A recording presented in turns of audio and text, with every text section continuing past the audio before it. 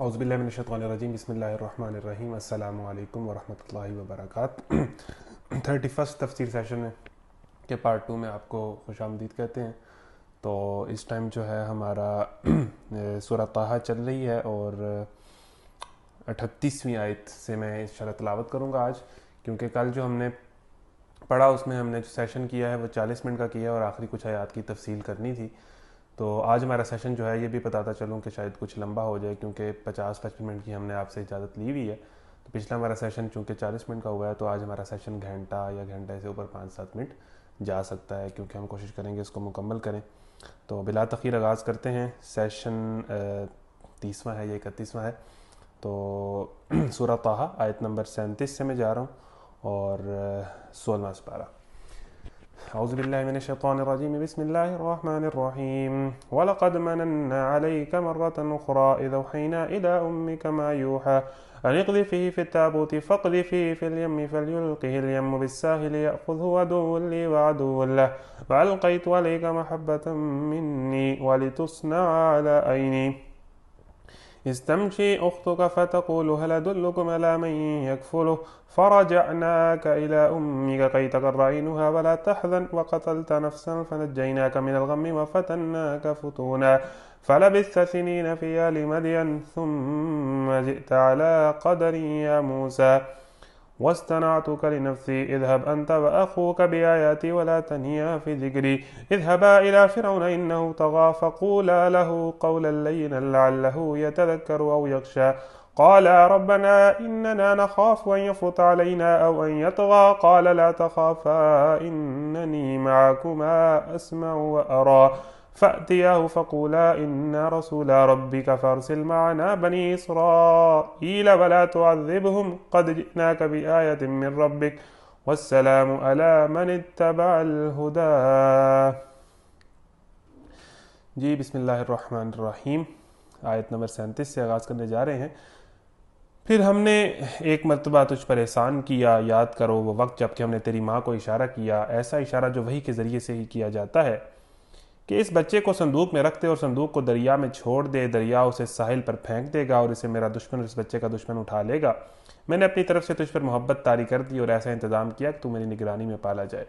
یعنی اللہ تعالیٰ جو ہے ایک پاک پاکیزہ ماں کی جو ہے اس کی تکلیف کا کتنا خیال رکھ رہا ہے کہ حضرت موسیٰ کی والدہ کو اپنے بچے کو پیدا ہوتے ہی دریا میں ڈالنا پڑا اور پھر وہ اس طرح فرعون کے دربار میں پہنچے۔ لیکن یہ ہے کہ وہ حضرت موسیٰ کسی کا دودھ نہیں پیتے تھے، تو بڑی عورتوں سے دودھ پلایا تو حضرت موسیٰ دودھ نہیں پیتے تھے، ظاہر ہے بچے کو دودھ بھی پلانا ہے۔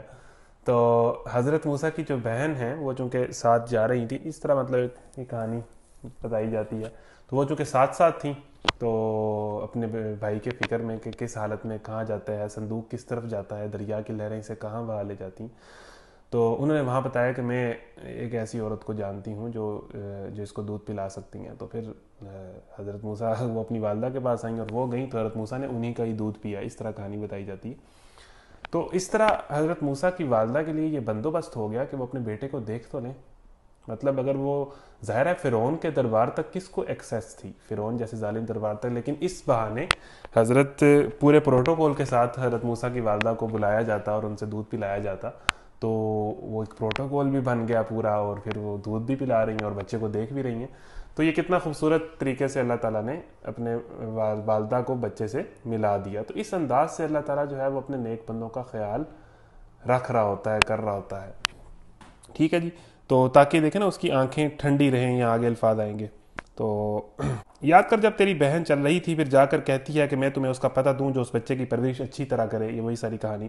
اس طرح ہم نے تجھے پھر تیری ماں کے پاس پہنچا دیا تاکہ اس کی آنکھیں ٹھنڈی رہیں، یعنی حضرت موسیٰ کی والدہ کی آنکھیں اپنے بچے کی جدائی میں تڑپتی نہ رہیں بلکہ اپنے بچے کو دیکھ کر ٹھنڈی ہوتی رہیں، اور وہ رنجیدہ نہ ہو۔ اور یہ بھی یاد کر کہ تو نے ایک شخص کو قتل کر دیا تھا، ہم نے تجھے اس پھندے سے نکالا اور تجھے مختلف آزمائشوں سے گزارا، اور تو مدین کے لوگوں میں کئی سال ٹھہرا رہا، پھر اب ٹھیک اپنے وقت پر تو آ گیا ہے اے موسیٰ، اب ہم نے تجھ کو اپنا ایک کام کا بنا لیا ہے۔ اذهب انت واخوك بآیاتی ولا تنیا فی ذکری، جا تو اور تیرا بھائی میری نشانیوں کے ساتھ اور دیکھ تو میری یاد میں تقصیر نہ کرنا۔ چلو جی اب مشن سٹارٹیڈ ہے، جائیں، تو اور تیرا بھائی جو دعائیں آپ نے مانگی تھیں وہ آپ کو عطا کی گئیں، اب آپ اور آپ کا بھائی جائیں اور جو ہے اب اپنے مشن کو سٹارٹ کریں ایک بڑے مقصد کے لیے جس کو ہم نے آپ کو یہ معجزات عطا کیے ہیں، یہ وہی عطا کی ہے، اس کو پورا کرنے کے لیے اب نکلیں، اب اٹھ باندھ کمر، کیا ڈرتا ہے؟ یعنی یا ایھا المدثر قم فانذر، سیم حضرت انبیاء کی کہانیاں بہت آپس میں ملتی ہیں، اسی طرح جو اللہ کے رستے پہ لوگ چلتے ہیں ان کی کہانیاں آپس میں ملتی ہی ہیں۔ اللہ کے نبی کو بھی جیسے ہی وہی نازل ہوئی تو کہا کہ اب لیٹنے کا وقت نہیں ہے، اللہ کے نبی جو ہے وہ گھبرا کر اور وہ جو وہ کچھ ڈر گئے تھے پہلی وحی کے بعد، تو ان پر کپ کپی تاری تھی اور حضرت خدیجہ کو انہوں نے کہا کہ میرے اوپر چادریں ڈالو، تو یہ ہے اونڈنے بھی چھوڑنے والے قم فانذر، اب تو گھر میں بیٹھنے کا نہیں بلکہ باہر نکل کر اللہ کی تکبیر بلند کرنے کا وقت آ گیا، قم فانذر۔ تو جیسے ہی اللہ تعالیٰ کا مشن آپ کو سونپا جاتا ہے تو پھر وہ وقت بیٹھنے کا نہیں ہوتا، پھر وہ نکلنے کا وقت ہوتا ہے، پھر وہ نعرہ تکبیر کا وقت ہوتا ہے۔ تو اسی طرح ہی اب وہی نازل ہو گئی ہے تو اب یہ فیملی، گھر بار، یہ چیزیں اب ذرا ثانوی حیثیت رکھیں گی اور اللہ کا جو مشن ہے وہ پہلی بلند اور سب سے بالا تر حیثیت رکھے گا۔ جا تو اور تیرا بھائی میری نشانیوں کے ساتھ اور دیکھ تم میری یاد میں تقصیر نہ کرنا، جاؤ تم دونوں فرعون کے پاس کہ وہ سرکش ہو گیا ہے۔ وہی بات کہ پہلی چیز اس مصر کا جو سیاسی نظام ہے، جو حکومت ہے جہاں سے ساری برائی پھیل رہی ہے، اس کو تبدیل کرو، یعنی کہ بڑی جگہ اپنا ہاتھ رکھو، بڑی پریورٹیز، بڑی سوچ، بڑا مشن، پورے ملک کا نظام تبدیل کرنا ہے، یہ ہے اسلام کا مطالبہ۔ اچھا آگے جو بات ہے نا وہ بڑی زبردست ہے، فَقُولَا لَهُ قَوْلًا لَيِّنًا لَعَلَّهُ يَتَذَكَّرُ أَوْ يَخْشَىٰ، اس سے نرمی کے ساتھ بات کرنا۔ اللہ تعالیٰ مشن دیتے ہی پہلی چیز کیا بتا رہے ہیں، ایک تو آپ میں کانفیڈنس ہونا چاہیے اور آپ گفتگو کس انداز سے کریں، نرمی سے بات کرنا۔ نرمی سے بات کس سے کرنا؟ کسی شریف آدمی سے، کسی دوست سے، کسی کلاس فیلو سے جس کو اپنے دین کی دعوت دینی ہے، مطلب اچھا اخلاق، اچھے انداز سے گفتگو۔ فرعون سے جو بندے قتل کرتا پھرتا ہے، جو اپنی پوجا کرواتا پھرتا ہے، اس جیسے بدماش سے، دشمن حق سے کس طرح بات کرنا؟ دین کی بات کرنی ہے، نرمی سے بات کرنا۔ تو ہم تھوڑا سا کوئی اس طرح کا بندہ ہو جائے تو ہم تو اسے اوائڈ کرتے ہیں، جی اس سے کیا بات کرنی ہے، اس کو کیا سمجھانا ہے۔ فرعون جیسے بندے سے اللہ تعالیٰ کہہ رہا ہے دعوت دینی ہے تو نرمی سے دینی ہے، گفتگو کا انداز نرمی سے، اچھے انداز سے۔ فرعون تو اللہ کا دشمن ہے، فرعون تو باغی ہے، فرعون تو ایک آخری پیک ہے بغاوت کی انسانوں کے اندر، اس سے بھی کس طرح بات کرنا؟ نرمی سے بات کرنا۔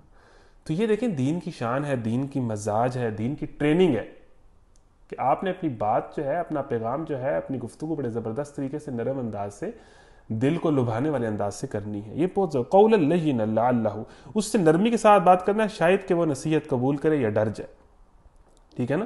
تو نرمی سے بات کرنے سے ہی دوسرا بندہ نصیحت پکڑتا ہے، سوچتا ہے، سمجھتا ہے، بات کو سمجھتا ہے۔ زبردستی آپ کسی کے اندر کوئی چیز ٹھونس نہیں سکتے۔ تو اسی طرح جو اسلام کا پیغام ہے وہ دلوں کے لیے، وہ دلوں کو فتح کرتا ہے اور پھر جسم کو فتح کرتا ہے۔ اچھا جی، دونوں نے عرض کیا پروردگار ہمیں اندیشہ ہے کہ وہ ہم پر زیادتی کرے گا یا پل پڑے گا۔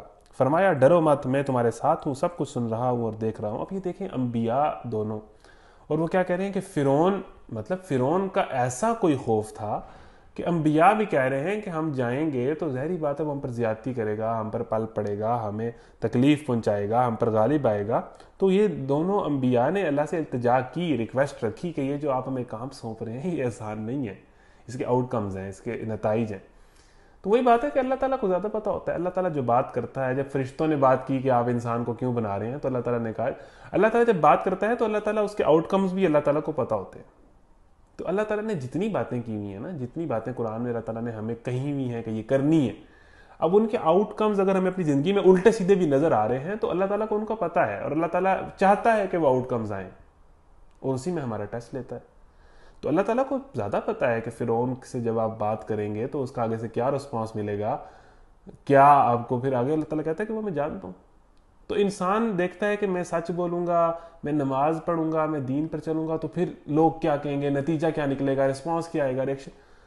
اللہ تعالیٰ کہتا ہے کہ جو میں نے کہا ہے وہ کرو، باقی بعد میں دیکھی جائے گی کہ ہوگا کیا، پھر اللہ تمہاری حفاظت بھی کرے گا۔ تو وہ آزمائش ہے جو اس کے بعد ہوگا، اس کے بعد جو ہوگا وہ آزمائش ہے اور آپ کا امتحان ہے کہ آپ اپنی بات میں کتنے پکے ہیں۔ تو انبیاء تک بھی فرعون کے متعلق کہہ رہے ہیں کہ ہم اس کے سامنے یہ بات کریں گے اے اللہ، تو آگے سے جو جس طرح لوگ کہتے ہیں کہ میں اپنی یونیورسٹی میں دین کی بات کروں گا تو میری کون سنے گا، میرا تو مذاق اڑایا جائے گا، مجھے آگے سے لوگ مجھے تو لفٹ نہیں کرائے گا۔ تو یہ سوال ہمارے ذہن میں ہوتے ہیں کہ آگے سے کیا ہوگا۔ بھئی آگے سے کیا ہوگا یہ مسئلہ نہیں ہے، آپ نے اپنی بات کرنی ہے۔ ہو سکتا ہے آگے سے آپ کو بالکل اندازہ ہی نہ ہو کہ بہت زبردست رسپانس آ جائے، یا اس انداز سے چیزیں چلیں کہ آپ کی بات غالب ہو کے رہے. تو اللہ تعالیٰ نے تو کہا ہے نا بات کرنی ہے، بات نرمی سے اچھے انداز سے کرنی ہے. پروردگار ہمیں اندیشہ ہے کہ وہ ہم پر زیادتی کرے گا یا پل پڑے گا. فرمایا ڈرو مت، میں تمہارے ساتھ ہوں، میں سب کچھ سن رہا ہوں، میں سب کچھ دیکھ رہا ہوں. جب بندہ اللہ تعالیٰ کے، ویسے بھی اللہ تعالیٰ سب کچھ دیکھتا ہے سنتا ہے، لیکن جب بندہ اللہ تعالیٰ کے راستے میں ہوتا ہے نا، تو جس طرح کوئی ٹرینر اپنے کسی اسٹوڈنٹ کو جب کوئی چیز ریہرسل کروا رہا ہوتا ہے تو وہ اس کو دیکھ رہا ہوتا ہے، تو اللہ تعالیٰ اس طرح جب بندہ اللہ کے مشن پہ ہوتا ہے تو اللہ تعالیٰ اس کو اس طرح دیکھ رہا ہوتا ہے کہ میں دیکھ رہا ہوں، میں سن رہا ہوں، میں تمہاری ایک ایک چیز سے باخبر ہوں. ٹھیک ہے نا. مطلب جب آپ کا بیٹا یا آپ کا کوئی جاننے والا والدین کا کوئی دور جاتا ہے تو والدین کوشش کرتے ہیں اس کی ایک ایک چیز سے باخبر ہے. تو جب اللہ کے راستے پر آپ چلتے ہیں تو اللہ تعالیٰ آپ کی ایک ایک خبر پر، پل پل پر خبر ہوتی ہے، اللہ تعالیٰ کو پتہ ہوتا ہے، اللہ تعالیٰ کو بڑا کنسرن ہوتا ہے اس چیز سے، اور وہ ایک پل پل کی آپ کی خبر. ویسے بھی اللہ کو سب کی خبر ہے، ظاہر اللہ تو عالم ہے، علیم ہے. میں تمہارے ساتھ ہوں، میں سب کچھ سن رہا ہوں. یعنی ایک ایک آپ کا لمحہ جو آپ چاہیں گے، جو بات کریں گے، وہ سب کچھ میری سپرویژن میں ہو رہا ہوگا، میں دیکھ رہا ہوں. تو ٹینشن نہیں لینی، ٹھیک ہے، پریشان نہیں ہونا. فَأْتِيَاهُ فَقُولَا إِنَّ رَسُولَ رَبِّكَ. اچھا یہاں پر ایک اور بات یہ ہے کہ اللہ تعالیٰ نے یہ کہا کہ میں سب کچھ سن رہا ہوں اور دیکھ رہا ہوں. اللہ تعالیٰ یہی کام کرتا ہے اور امتحان لیتا ہے. فوراً اللہ تعالیٰ کچھ کر دے وہاں پر اور سب کچھ بدل جائے اور معجزہ ہو جائے، ایسا نہیں ہوگا. اللہ تعالیٰ سن رہا ہوتا ہے، دیکھ رہا ہوتا ہے. اللہ تعالیٰ نے پھر آگے اس کو کس طرح لے کے چلنا ہے، پھر وہ اللہ تعالیٰ کی اپنی پلاننگ ہے. فَأْتِيَاهُ فَقُولَا إِنَّ رَسُولَ رَبِّكَ فَأَرْسِلْ مَعَنَا بَنِي إِسرائیل. جاؤ اس کے پاس اور کہو کہ ہم تیرے رب کے فرستادے ہیں، بنی اسرائیل کو ہمارے ساتھ جانے کے لیے چھوڑ دے اور ان کو تکلیف نہ دے. ہم تیرے پاس تیرے رب کی نشانی لے کر آئے ہیں اور سلامتی ہے اس کے لیے جو راہ راست کی پیروی کرے. اب بنی اسرائیل چونکہ حضرت موسیٰ کی قوم تھی، تو حضرت موسیٰ کہہ لیں کہ ایک لیڈر بن کے، اپنی قوم کا لیڈر بن کے ابھرے تھے اور فرعون کے دربار میں اپنی قوم کی بات کر رہے ہیں. یہ لوگ قبطی تھے اور انہوں نے بنی اسرائیل کو غلام بنایا ہوا تھا. یہ ان کی بچیوں کو لونڈیاں بنا لیتے تھے، ان کے بچوں کو مار دیتے تھے. تو یہ مطلب کہہ لیں کہ جس طرح باہر سے انگریز آیا اور ہندوؤں اور مسلمانوں کو غلام بنا لیا بر صغیر میں، تو اسی طرح یہ باہر سے قبطی آئے، ٹھیک ہے، یا اندر سے جس طرح بھی یہ اور قوم تھی اور انہوں نے یہاں کے بنی اسرائیل جو بادشاہ تھے ان کو غلام بنا لیا. ٹھیک ہے، پھر ان پہ حکومت کی، پھر ان کو مارا پیٹا. تو یہ اس طرح والا حساب تھا. تو حضرت موسیٰ بنی اسرائیل سے، جیسے مطلب یہاں کے مسلم لیڈر کوئی نکلتا ہے یا ہندو لیڈر نکلتا ہے اور انگریزوں کے سامنے اپنی قوم کی بات کرتا ہے، ان کے حقوق کی بات کرتا ہے، ان کے لیے کھڑا ہوتا ہے، ٹھیک ہے، یہ ساری چیز. حضرت موسیٰ بیسیکلی بنی اسرائیل کے لیڈر بن کے نکلے اور ان کے لیے بات کر رہے ہیں فرعون سے جا کے، ان کے حقوق کی، ان کی آزادی کی، سمجھے، آزادی کی جدوجہد. صحیح ہے جی. جاؤ اس کے پاس کو، ہم تیرے رب کے فرستادے ہیں، ان کو تکلیف نہ دے. ہم تیرے پاس تیرے رب کی نشانی لے کر آئے ہیں اور سلامتی ہے اس کے لیے جو راہ راست کی پیروی کرے. ہم کو وہی سے بتایا گیا ہے کہ عذاب ہے اس کے لیے جو جھٹلائے اور منہ موڑے. فرعون نے کہا اچھا تو پھر تم دونوں کا رب کون ہے اے موسیٰ. اچھا دیکھیں اب یہ کہانی شروع ہو چکی ہے حضرت موسیٰ اور ہارون. حضرت موسیٰ پہ الزام تھا قتل کا، حضرت موسیٰ کو آلریڈی ڈھونڈا جا رہا تھا ان کی گرفتاری کے لیے، اور پھر حضرت موسیٰ مدین چلے گئے تھے، وہاں 8-10 سال کے بعد واپس آئے ہیں. تو جب ایک دم حضرت موسیٰ دربار میں داخل ہوئے ہوں گے، وہ شخص جو موسٹ وانٹیڈ تھا وہ ایک دم، اور جو فرعون کے گھر ہی پلا بڑا تھا، جس کو فرعون نے ایک بیٹے کی حیثیت سے رکھا تھا، جب وہ 10 سال بعد اس دربار میں ایک کیسی انٹری ہے، یہ کیسی انٹری ہے آپ دیکھیں حضرت موسیٰ کی. آپ second entry in the Egypt آپ دیکھیں یہ کس طرح کی انٹری ہے. مطلب یہ آج کل تو موویز میں ایسی کہانیاں نظر آتی ہیں کہ یوں ہو گیا، جو ساری گپیں ہوتی ہیں. انبیاء کی اگر آپ سٹوریز پڑھیں تو یہ بڑی عجیب کہانی ہے. حضرت یوسف کی کہانی لیں، حضرت موسیٰ کی لیں، حضرت ابراہیم کی لیں، تو یہ ایڈونچر ایپک سٹوریز ہیں، فل آف ایڈونچر ہے. یہ پتہ نہیں یہ جو اللہ کے دین کا رستہ ہے اس میں کتنا ایڈونچر ہے، یہ کیسا مشن ہے. تو دیکھیں 10 سال بعد حضرت موسیٰ جو ایک قسم کے شہزادہ سمجھ لیں، وہ داخل ہوتے ہیں اور بھائی کے ساتھ داخل ہوتے ہیں اور بالکل نیا پیغام اور نئی پالیسی لے کے داخل ہوتے ہیں. تو وہ جب دربار میں داخل ہو رہے ہوں گے اور فرعون نے جب ان کو دیکھا ہوگا تو وہ کیسا منظر ہے، وہ کیا ہوگا، اس کو اگر آپ فیل کریں نا. اس کے بعد جا کے پہلی بات ہی کیا کی کہ ہم اللہ کی طرف سے آپ کی طرف آئیں اور آپ ہماری بات مانیں گے، آتے ہی اپنا آرڈر. تو یہ کس طرح کی انٹری ہے اور یہ کس طرح کی بات ہے اور یہ کس طرح کا ڈائلاگ ہے جو ہو رہا ہے، اور کیسا منظر بنا ہوگا، دربار والے کس طرح دیکھ رہے ہوں گے اس سارے سین کو. تو جا کے اپنا پیغام صاف لفظوں میں پہنچا دیا.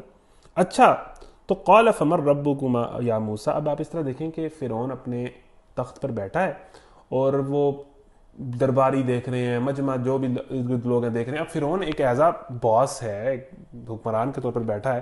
تو اب فرعون اس سچویشن کو ٹیکل کر رہا ہے. اب فرعون نے اپنے غرور میں، اپنے تکبر میں تخت پہ بیٹھے ہوئے کہا اچھا، اب آپ ایکسپریشن خود ہی لیں نا یہاں سے، قرآن نے تو لفظ بیان کر دیے.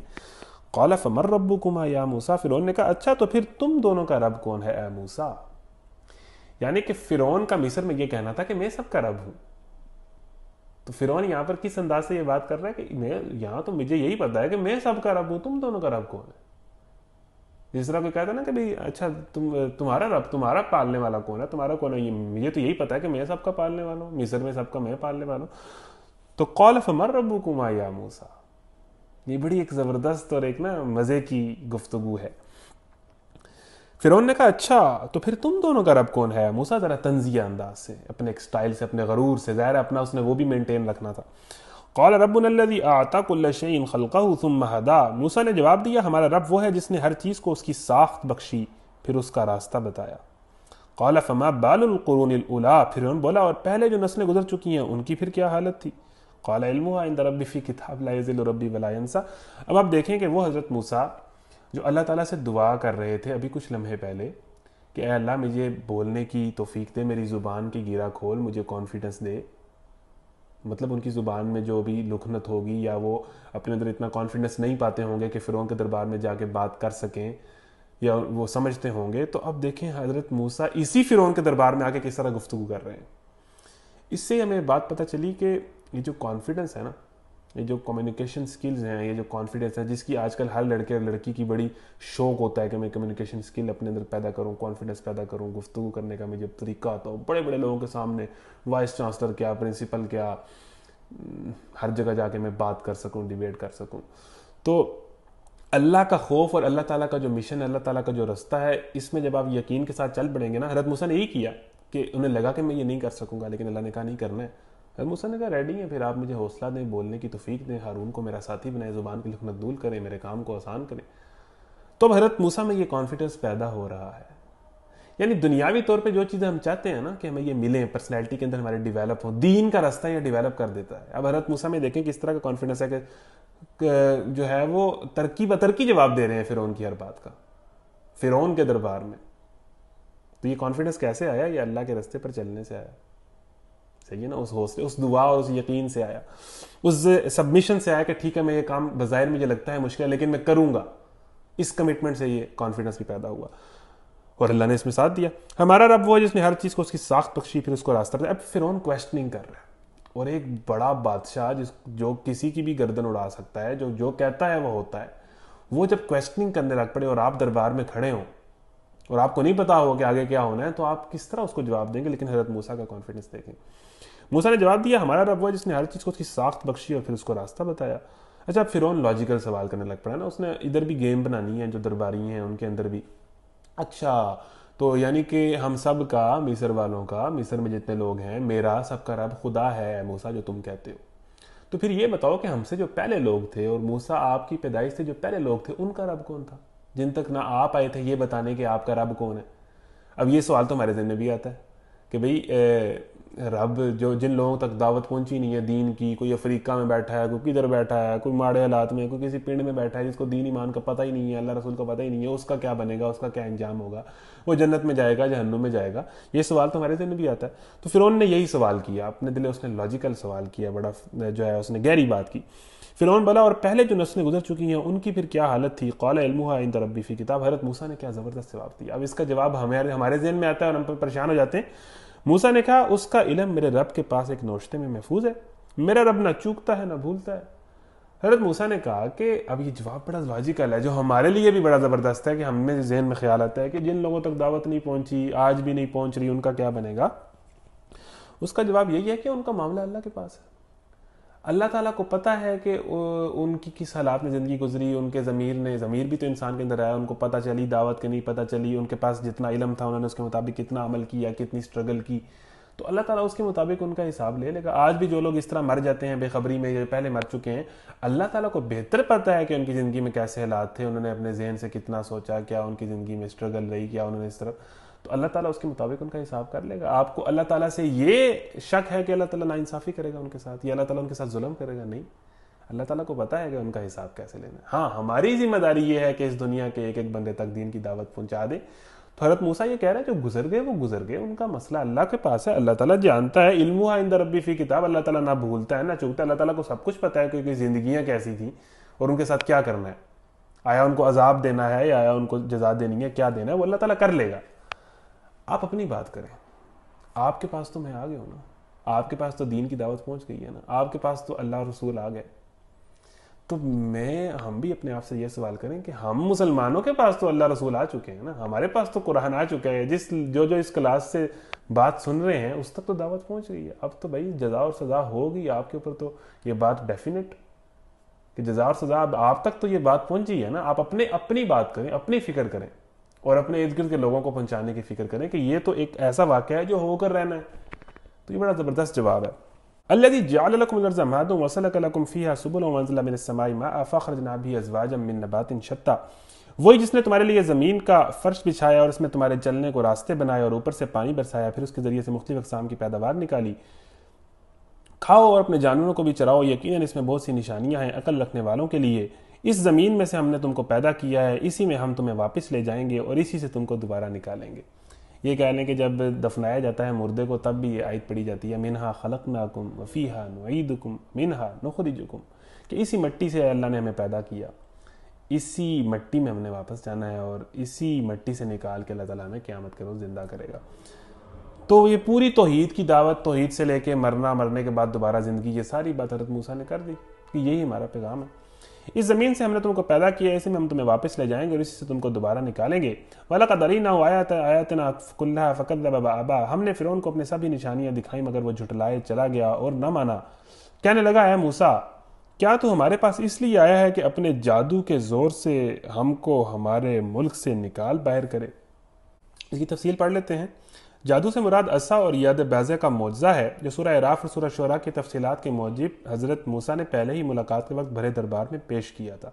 اس معجزے کو دیکھ کر فرعون پر جو بدحواسی طاری ہوئی، اس کا اندازہ اسی فکرے سے کیا جا سکتا ہے کہ تو اپنے جادو کے زور سے ہم کو ہمارے ملک سے نکال باہر کرنا چاہتا ہے۔ دنیا کی تاریخ میں نہ پہلے کبھی یہ واقعہ پیش آیا تھا اور نہ بعد میں کبھی پیش آیا کہ کسی جادوگر نے اپنے جادو کے زور سے کوئی ملک فتح کر لیا ہو۔ فرعون کے اپنے ملک میں سینکڑوں ہزاروں جادوگر موجود تھے جو تماشے دکھا کر انعام کے لیے ہاتھ پھیلاتے پھرتے تھے۔ اس لیے فرعون کا ایک طرف یہ کہنا کہ تو جادوگر ہے اور دوسری طرف یہ خطرہ ظاہر کرنا کہ تو میری سلطنت چھین لیتا ہے، کھلی ہوئی بدحواسی کی علامت ہے۔ دراصل حضرت موسیٰ کی معقول اور مدلل تقریر اور پھر ان کے معجزے کو دیکھ کر یہ سمجھ کیا تھا کہ نہ صرف اس کے اہل دربار بلکہ اس کی رعایا کے بھی عوام و خواص اس سے متاثر ہوئے بغیر نہ رہ سکیں گے، اس لیے اس نے جھوٹ اور فریب اور تعصبات کی انگیخت سے کام نکالنے کی کوشش شروع کر دی۔ اس نے کہا یہ معجزہ نہیں جادو ہے اور ہماری سلطنت کا ہر جادوگر اسی طرح لاٹھی کو سانپ بنا کر دکھا سکتا ہے۔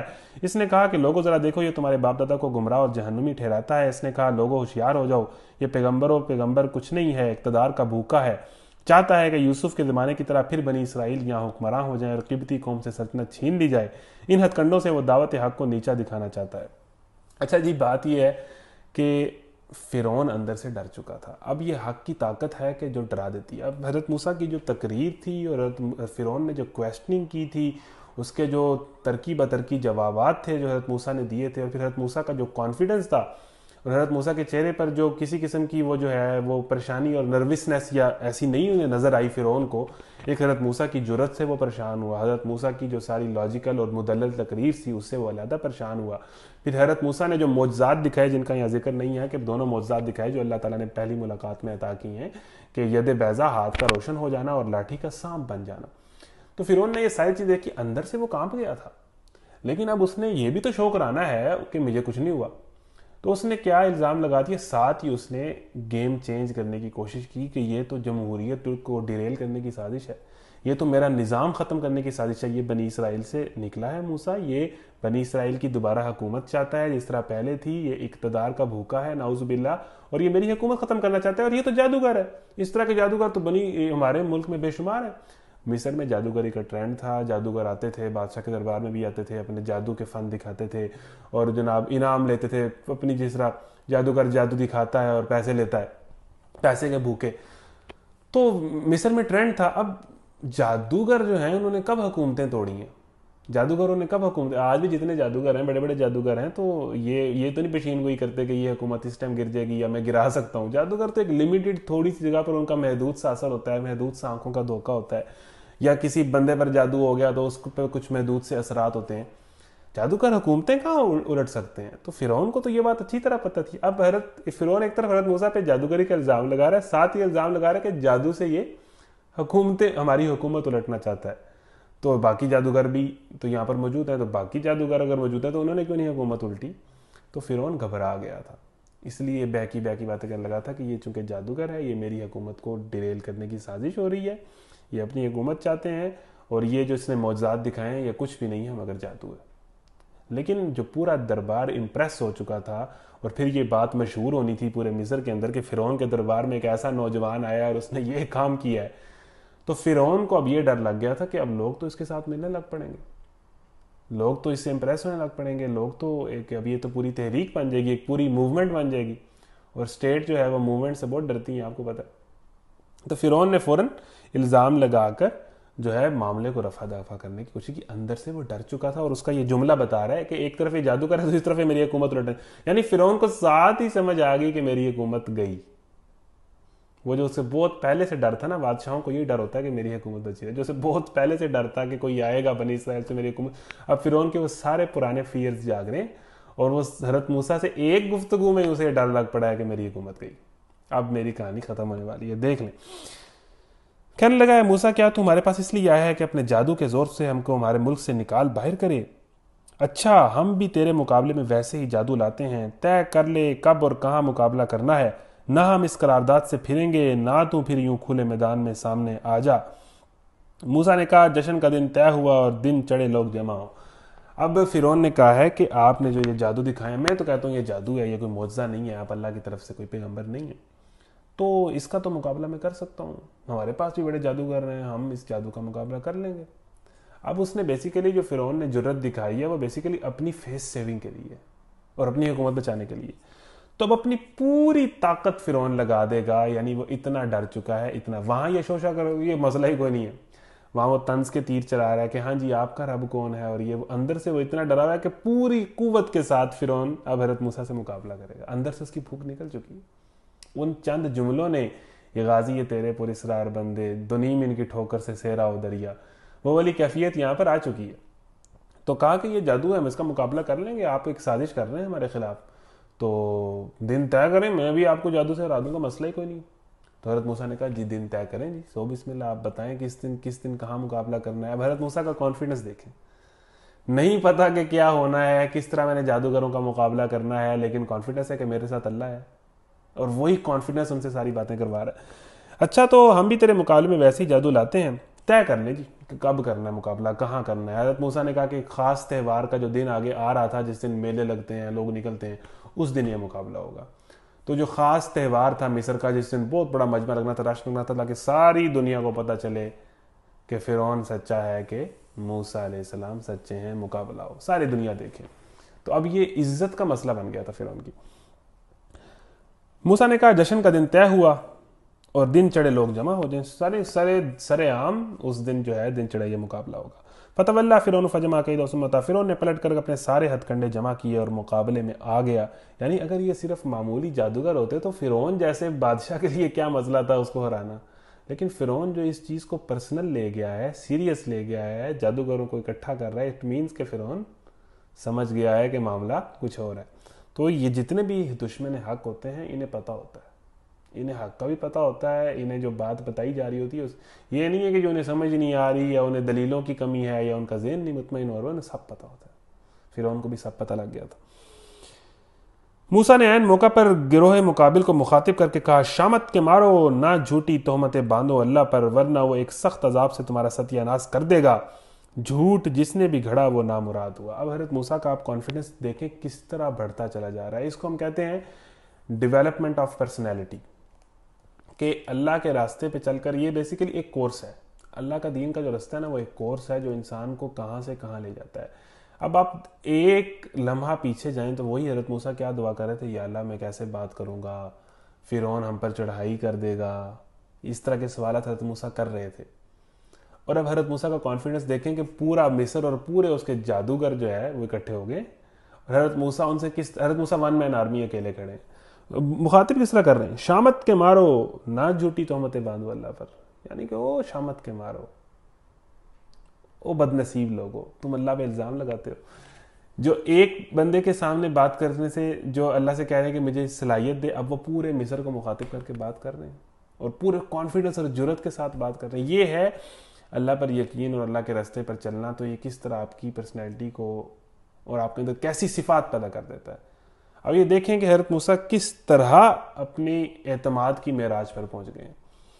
پورے مصر کو مخاطب کر کے حضرت موسیٰ بول رہے ہیں، مجمع لگا ہوا ہے، لوگ ہیں، جادوگر ہیں، وہ بھی پتہ نہیں کتنے سینکڑوں ہیں کہ ہزاروں ہیں، فرعون آیا ہوا ہے، پوری کابینہ تمام آفیشل سٹیٹ کے بیٹھے ہوئے ہیں، پتہ ہے کہ اس ون مین آرمی، اس نوجوان کے ساتھ پوری مصر کی تہذیب کا مقابلہ ہے۔ ایک بندے نے اس پوری مصر کی تہذیب کو چیلنج کر دیا ہے، کیا ایک کھوکھلی تہذیب ہے، غلط بنیادوں پر قائم ہوئی ہے، اللہ کے دین سے اس کو ریپلیس ہم کرنا ہے۔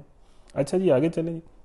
این موقع پر گروہ مقابل کو، اب حضرت فرعون نے اس سارے، جب تک یہ تہوار کا دن آنا تھا، یوم الزینہ جس کو یہاں پر الفاظ آئے ہیں، اب اس سے پہلے پوری حکومت پلاننگ کر رہی ہے، پروپیگنڈا کر رہی ہے، پیسے لگا رہی ہے، بڑے بڑے جادوگروں کو پیغامات بھیجے گئے کہ آج اکٹھے ہو جاؤ جی، موسیٰ کا مقابلہ کرنا ہے۔ فرعون نے اسپیشلی اعلان کر دیا کہ جو جادوگر اس کو ہرا دے گا میں اسے اپنا قریبی بندہ دربار میں بنا لوں گا۔ یہ جادوگر تو بیچارے روزی روٹی چاند ٹکے کما کے جادو دکھا کے مساں گزارا کرتے تھے، یہ سڑکوں پہ رہنے والے جو بمشکل گزارا کرتے ہیں نا، جن کا کوئی گھر بار ہوتا ہے، تو وہ جادوگر ان کو کون لفٹ کراتا ہے؟ فرعون جیسے بادشاہ نے کہاں لفٹ کرانی تھی ان اب ان جادوگروں کا پروٹوکول اتنا بن گیا کہ جس طرح کا بھی جادوگر تھا سب کو اکٹھا کر لیا گیا، ہزاروں جادوگر یا سینکڑوں جادوگر، اتنی ان کی اہمیت ایک دم بڑھ گئی ہے۔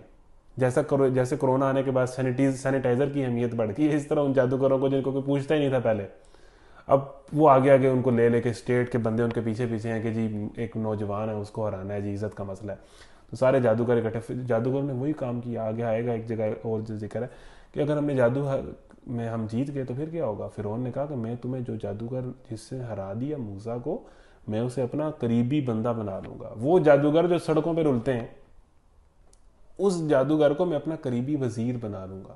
اتنے بڑے عہدے کا، جیسے کہتے نہیں کہ اس بندے کا سر کاٹ دیا تو آپ کو حکومت جو ہے وہ لاکھوں انعام دے گی، کروڑوں انعام دے گی، یہ دے گی، یہ کام کر دیا تو یہ، اس طرح اعلانات ہو گئے تھے کہ جس نے موسیٰ کو ہرا دیا اسے یہ مل جائے گا، یہ مل جائے گا، یہ مل جائے گا۔ اتنا مسئلہ بن گیا تھا فرعون کو۔ اب پوری کیمپین ہوئی ہے، سارے جادوگر اکٹھے ہوئے ہیں، بڑے سے بڑا، چھوٹے سے چھوٹا، ہر طرح کا جادو اکٹھا ہوا ہے اور اس ایک حق کا مقابلہ کرنے کے لیے آئے ہیں۔ اور آپ کو پتا ہے کہ حق کی ایک ضرب جو ہے وہ سارے جادوؤں پر اور دنیا کی ساری ٹیکنالوجی پر غالب ہے۔ تو فرعون نے اپنا پورا سر پیر مارا ہے۔ موسیٰ نے عین موقع پر گروہ مقابل کو مخاطب کر کے کہا، شامت کے مارو نہ جھوٹی تہمتیں باندھو اللہ پر، ورنہ وہ ایک سخت عذاب سے تمہارا ستیہ ناش کر دے گا۔ جھوٹ جس نے بھی گھڑا وہ نامراد ہوا۔ یہ سن کر ان کے درمیان اختلاف رائے ہو گیا اور وہ چپ کے باہم مشورے کرنے لگے۔ اب دیکھیں وہ سارے جادوگر ایک طرف ہیں، حضرت موسیٰ ایک طرف ہیں۔ آپ دیکھیں شان ایک اللہ کے بندے کی۔ ہمیں یہی ڈر رہتا ہے نا کہ دیکھیں لوگ کیا کہیں گے، دنیا اور رستے پہ چل رہی ہے اور میں یہ کام کروں گا تو میرے بارے میں کیسے باتیں ہوں گی۔ پوری دنیا ہل گئی ہے حضرت موسیٰ کا کانفیڈنس اور کمٹمنٹ دیکھ کے۔ مصر کی تہذیب جو اس ٹائم کی بہت بڑی تہذیب تھی، جو اس ٹائم کی یورپ اور امریکہ تھی، وہ پوری تہذیب حضرت موسیٰ کے ایک اس دلیل کے آگے، اس لاجک کے آگے، اس کمٹمنٹ کے آگے، اس یقین کے آگے ہل کے رہ گئی۔ ایک طرف حضرت موسیٰ ایک بندہ ہے جو اللہ کے راستے پہ چل رہا ہے اور دوسری طرف کفر ہے، باطل ہے۔ یہ ہے مطلب اہمیت اور وزن۔ تو یہ اس سے طے نہیں ہوتا کہ لوگ کس طرف جا رہے ہیں، زمانہ کس طرف جا رہا ہے، حکومتیں کس طرف جا رہی ہیں، ورلڈ آرڈر کیا کہتا ہے، اللہ کیا کہتا ہے۔ حضرت موسیٰ نے یہ دیکھا اور وہ سارے ہل گئے۔ یہ ہے ایٹیٹیوڈ، یہ ہے سٹائل، یہ ہے کمٹمنٹ، یہ ہے کرزما، یہ ہے چارم، یہ سب کچھ ہے جو حضرت موسیٰ کے اندر تھا، اور اس اللہ کے دین اور اللہ کے حکم کے ساتھ کمٹمنٹ کی بنیاد پر۔ اب حضرت موسیٰ نے ایک للکار، اسے کہتے ہیں مومن کی للکار، ایک للکار ماری ہے ان سارے جادوگروں کو کہ تم اللہ سے لڑنے آئے ہو، تم اللہ پر الزام باندھتے ہو۔ جب حضرت موسیٰ نے یہ للکارا نا تو یہ سارے جادوگر جو اس کو ایک لڑکے کو ہم نے ہرانا ہے جی، ہم سارے جادوگر آئے ہوئے ہیں، اس میں پوری حکومتیں انوالو ہیں، وہ بیچارے پریشان ہو گئے۔ وہ ایک ہی للکار سن کے پریشان ہو گئے اور واپس میں اختلاف ہو گیا کہ بھائی جان ادھر مقابلہ کرنا بھی ہے کہ نہیں کرنا۔ جس طرح اس میں کانفیڈنس ہے جس طرح یہ اعتماد کے ساتھ ہمیں للکار رہا ہے، یہ ون مین آرمی، یہ کیا ہے، یہ کون ہے، اس کے پیچھے کون کھڑا ہے؟ اس کے پیچھے اللہ کھڑا ہے. تمہارے پیچھے فرعون کھڑا ہے جو چھوٹا خدا ہے، تم سمجھتے ہو بڑا خدا ہے، اور اس موسیٰ کے پیچھے اللہ کھڑا ہے.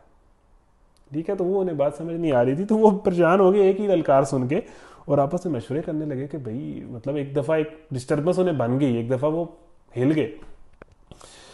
قالوا ان هذان لساحران يريدان يخرجاكم من ارضكم بسحرهما ويذهبا بطريقتكم المثلى. آخرکار کچھ لوگوں نے کہا کہ یہ دونوں تو محض جادوگر ہیں، ان کا مقصد یہ ہے کہ اپنے جادو کے زور سے تم کو تمہاری زمین سے بے دخل کر دیں اور تمہاری مثالی طریقے زندگی کا خاتمہ کر دیں.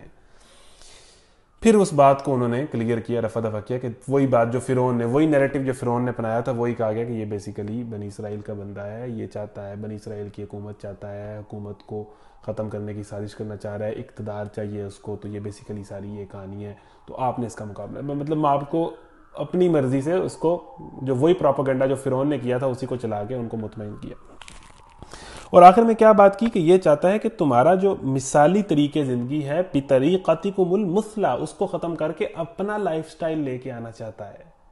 اٹ مینس کہ مصر کی تہذیب کا ایک لائف سٹائل تھا، ایک زندگی گزارنے کا طریقہ تھا، ایک ضابطہ حیات تھا، اور حضرت موسیٰ جو دین کا لے کے آئے تھے وہ اس کا ایک اپنا لائف سٹائل ہے. تو پھر یہ کلیئر ہو گیا کہ دین صرف نماز روزہ نہیں ہے، دین ایک پورا لائف سٹائل ہے، ایک پورا ضابطہ ہے، ایک پورا حکومتی نظام ہے، ایک پورا معاشی نظام ہے، ایک پوری زندگی گزارنے کا طریقہ ہے جس کے مطابق پوری دنیا نے چلنا ہے. تو یہ بات انہیں سمجھ آ گئی تھی کہ یہ ایک نیا لائف سٹائل، ایک نیا ورلڈ آرڈر لے کے آنا چاہتا ہے موسیٰ علیہ السلام. یہ نیا ورلڈ آرڈر لے کے آنا چاہتے ہیں، نیا نظام زندگی لے کے آنا چاہتے ہیں. یہ بات انہیں بتائی تھی. اور یہ ہمارا جو آئیڈیل نظام زندگی، جو ہمارا لائف سٹائل ہے، جو ہماری نارم ہے، جو ہمارا حکومتی نظام ہے، جو ہمارا وے آف لائف ہے، اس کو چینج کرنا چاہتا ہے. تو ان کو پتا تھا یہ بات، یہ آج کے مسلمانوں کو نہیں پتا یہ بات کہ دین ایک پورا وے آف لائف ہے. تو انہیں خطرہ تھا. دیکھیں یہ قانون، یہ پوری ہر چیز چینج کرنا چاہتا ہے موسیٰ. اپنی ساری تدبیریں آج اکٹھی کر لو اور ایک کر کے میدان میں آؤ، بس یہ سمجھ لو کہ آج جو غالب رہا وہی جیت گیا. تو ہم نے تو سنا ہے کہ ایک مومن جو ہوتا ہے وہ 1000 پر غالب آتا ہے، یا ایک مومن 100 پر غالب آتا ہے. تو یہاں پر تو ایک مومن جو ہے وہ پوری دنیا پہ غالب آیا ہوا ہے. دیکھیں ایمان بہت بڑی چیز ہے، جو حق ہے نا اس کی طاقت بہت بڑی ہے. وہ باطل سے، وہ جبر سے، وہ طاقت سے وہ نہیں دبایا جا سکتا. حق کے اندر بڑی جان ہے. ٹھیک ہے جی، اپنی ساری تدبیریں آج اکٹھی کر لو. اب ایسا کوئی ہیرو آپ نے، یہ جو فلمیں دکھاتے ہیں، جو موویاں بناتے ہیں، جو سیزنز بناتے ہیں کہ ایک ہیرو نے 10 بندے اڑا دیے، یا ایک ہیرو نے اتنے بندے اڑا دیے، یا ایک ہیرو اتنا فائٹر ہے جناب وہ اتنوں سے لڑا. تو اس ہیرو کی کبھی کہانی آپ کو سنائی گئی ہے جس ایک ہیرو نے پوری تہذیب اڑا دی؟ یہ کبھی کہانی سنی ہے کسی نے؟ اگر ہم اپنے انبیاء کی کہانیاں لوگوں کو سنائیں نا تو لوگوں کو پتہ چلے ہیروئزم کیا ہوتا ہے، ہیرو کون ہوتے ہیں، دلیری کیا ہوتی ہے. یہ جو چھوٹے موٹے ایکٹر آئے ہوئے ہیں، یہ تو ہمیں لگے یہ تو مذاق ہے، تو ہم تو ان پہ ہنسیں. یہ کون سا ہیروئزم ہے؟ یہ ہیروئک جو زندگی گزاری ہے وہ انبیاء کی ہیں. حضرت ابراہیم کی سٹوری، ہم نے یہ دنیا کو سٹوریاں سنانی ہیں کہ ہمارے پاس جو ہیروز ہیں وہ تمہارے جتنے مرضی بڑے بڑے ہیرو ہیں، ایک ہیرو نے پوری تہذیب اڑا دی. 10 بندے 12 بندے نہیں اڑائے. دیکھ لیں، یہ کہانیاں ہم نے سننی ہیں اور لوگوں کو سنانی ہیں کہ پتہ چلے کہ اصل حق کیا ہوتا ہے اور حق کی طاقت کیا ہوتی ہے. اور یہ فیکٹس ہیں، یہ ہوا ہے، یہ دنیا میں ہوا ہے. ایک بندہ پورے نظام پر غالب آیا. ٹھیک ہے جی، تو اپنی ساری تدبیریں آج اکٹھی کر لو اور ایک کر کے میدان میں آؤ، بس یہ سمجھ لو کہ آج جو غالب رہا وہی جیت گیا. مطلب وہ اپنی عزت کا مسئلہ بنا کے بیٹھے ہیں. قالوا یا موسیٰ اما ان تلقی و اما ان نکون اول من القی. جادوگر بولے موسیٰ تم پھینکتے ہو یا پہلے ہم پھینکیں؟ اب مطلب یہ بیسیکلی ایک ہارے ہوئے شخص کا ہی ایٹیٹیوڈ ہو سکتا ہے کہ جی آپ پہلے کریں گے کہ ہم کریں. یہ ایک ہارے ہوئے شخص کا ہی ایٹیٹیوڈ ہو سکتا ہے. ٹھیک ہے نا، وہ پورا مجمع جادوگروں کا اور ایک طرف حضرت موسیٰ. قال بل القوا، موسیٰ نے کہا تم پھینکو، آپ کر لیں، آپ کریں جو کرنا ہے. یہ ایک جیتے ہوئے شخص کا ایٹیٹیوڈ ہے. یعنی حضرت موسیٰ کو پہلے ہی پتا تھا کہ میں فاتح ہوں، فتح سے پہلے ہی، اور ان کو پہلے ہی پتا تھا کہ ہم ہار گئے. یہ دیکھیں، یہ ہے روب ایک مومن کا، یہ ہے کانفیڈنس ایک مومن کا جو حضرت موسیٰ میں پیدا ہوا پچھلے کچھ دنوں کے اندر ایمان کے نتیجے میں. اللہ کے مشن کو اپنا مشن بنانے کے نتیجے میں.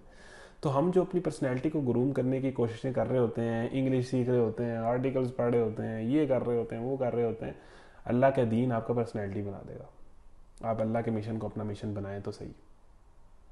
تو حضرت موسیٰ کیا کہہ رہے ہیں, بسم اللہ کریں آپ لوگ, مطلب بسم اللہ سے مراد یہ ہے کہ اپنا کام شروع کریں. آپ پہلے کر لیں, آپ نے جو کرنا ہے کریں, دیکھ لیتے ہیں آپ کیا کر رہے ہیں. یہ ایک جیتے ہوئے شخص کا ایٹیٹیوڈ ہے جو جیت سے پہلے ہی جیت چکا ہے اپنے یقین کی بنیاد پر. ٹھیک ہے جی. تو قال بل القوا, آپ کی اپنا دکھائیں جو آپ کر رہے ہیں, کریں. آپ کے پاس کیا ہے چیک کریں ذرا. موسیٰ نے کہا نہیں تم ہی پھینکو. یکایک ان کی رسیاں اور ان کی لاٹھیاں ان کے جادو کے زور سے موسیٰ کو دوڑتی ہوئی محسوس ہونے لگیں. فَأَوْجَسَ فِي نَفْسِهِ خِیفَةً موسیٰ, موسیٰ اپنے دل میں ڈر گئے. یہ قرآن کے الفاظ ہیں. اب ان سارے جادوگروں نے, وہ بیسیکلی پورا کفر تھا اور اپنی پوری طاقت کے ساتھ وہ آیا تھا, اور حضرت موسیٰ تو ابھی ان پہ نبوت نازل ہوئی اور انہوں نے ابھی ابھی یہ کام شروع کیا تھا. تو جب وہ پورا کفر ایک دم انہوں نے رسیاں پھینکیں, وہ ہزاروں لاٹھیاں پھینکیں, وہ سینکڑوں لاٹھیاں پھینکیں, اور وہ جب وہ ایک دم ہزاروں سانپ بنے ایک دم اور حضرت موسیٰ کے سامنے آئے, وہ یہ آنکھوں کا دھوکہ جو جادو تھا بیسیکلی. ایک انسان تو ڈرے گا. حضرت موسیٰ نے تو جب انہیں معجزہ عطا ہوا, جب انہوں نے اپنی لاٹھی پھینکی تو وہ جب اژدہا بنی تو حضرت موسیٰ تب ڈر گئے تھے, ظاہر ہے انسان ہے. تو جب وہ ہزاروں سانپ ایک دم بنے اور وہ حضرت موسیٰ کی طرف آئے ہیں تو حضرت موسیٰ ڈر گئے. فوجسا فی نفسی ہی, دل میں ڈر گئے. اظہار نہیں کیا لیکن فی نفسی, ظاہر ہے انسان ہے, ڈر گئے. موسیٰ اپنے دل میں ڈر گیا. قلنا لا تخف انک انت الاعلی. اب اللہ دیکھیں, وہ اللہ جو حضرت موسیٰ کی ماں کی اذیت کا بھی خیال رکھتا ہے کہ انہیں تکلیف نہ ہو, وہ اللہ کیا یہاں حضرت موسیٰ کا خیال نہیں رکھے گا؟ بندہ مومن جب پریشان ہوتا ہے تو اللہ تعالیٰ کا عرش ہلتا ہے. بندہ مومن جب اس کے رستے میں کوئی تکلیف سہتا ہے تو اللہ تعالیٰ کا عرش ہلتا ہے. پھر اللہ تعالیٰ ریسپونڈ کرتا ہے.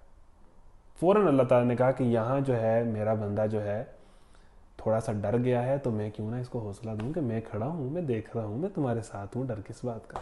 ان کے ساتھ فرعون ہے, تمہارے ساتھ تو فرعون کا بھی خالق ہے, تمہارے ساتھ تو کائنات کا بادشاہ ہے, ان کے سامنے تو یہ چھوٹا سا مصر کا بادشاہ ہے.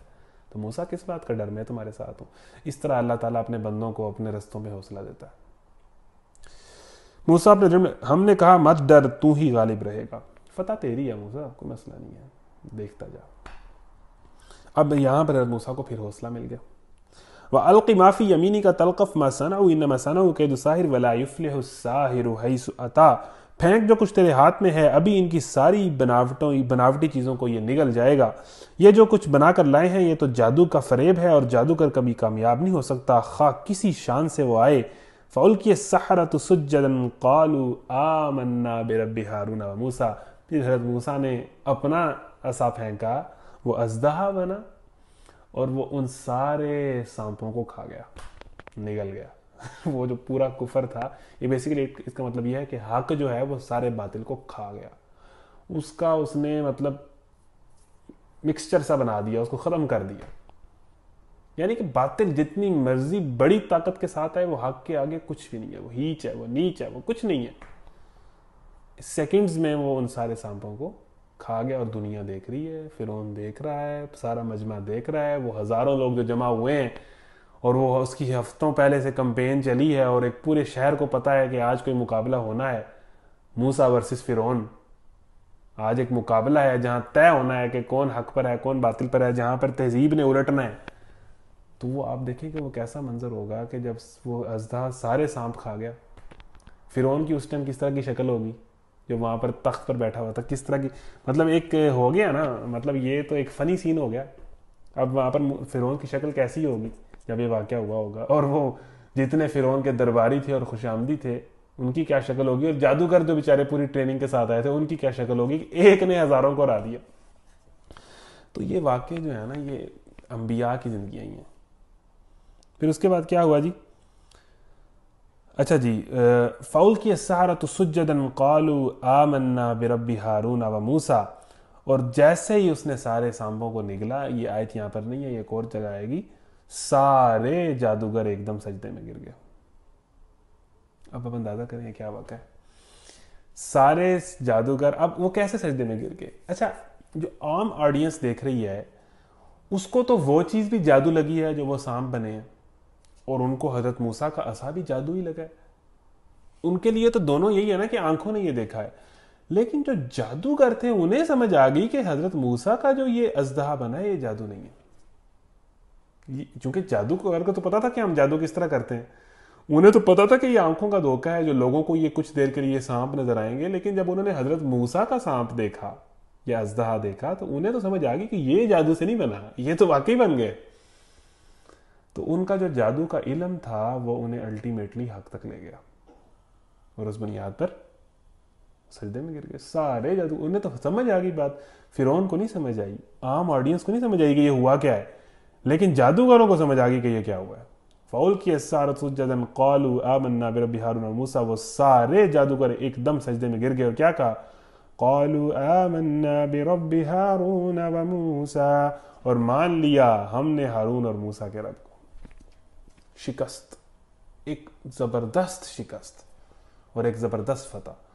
تمام جادوگروں نے سجدہ کیا اور اس کے بعد کہا کہ ہم موسیٰ اور ہارون کے رب پر ایمان لاتے ہیں, ہم اس تہذیب کو ریجیکٹ کرتے ہیں, ہم غلط تھے, یہ پوری تہذیب غلط ہے, یہ فرعون غلط ہے, یہ سب کچھ مذاق ہوتا رہا ہے ہمارے ساتھ, اے موسیٰ ہم تیرے پیروکار ہیں.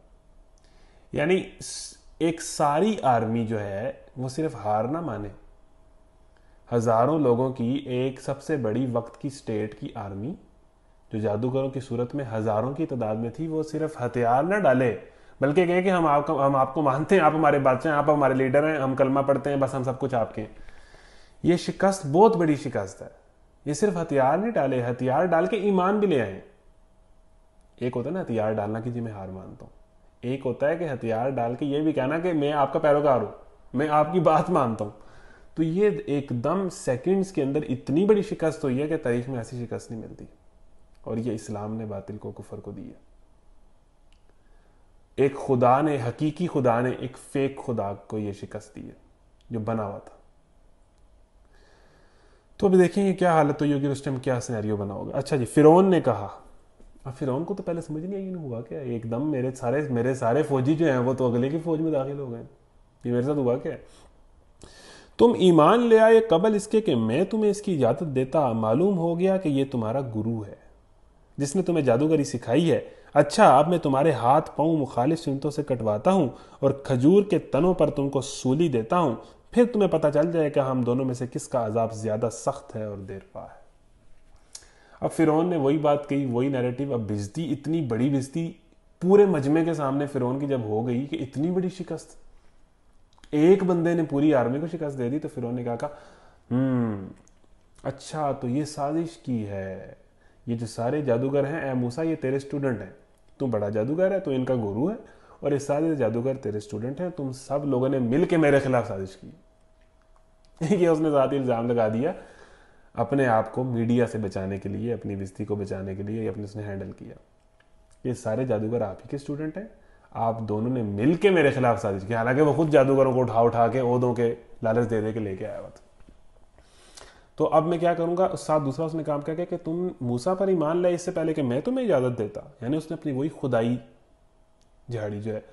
پھر اس نے کہا کہ اب میں کیا کروں گا, اس نے فوراً سچویشن کو بدلنے کے لیے, پلٹنے کے لیے اپنی طاقت کا استعمال کرنا چاہیے. دلیل کی دنیا میں وہ ہار گیا تھا, مقابلے کی دنیا میں وہ ہار گیا تھا. اب فرعون ظلم و زیادتی پہ آ گیا.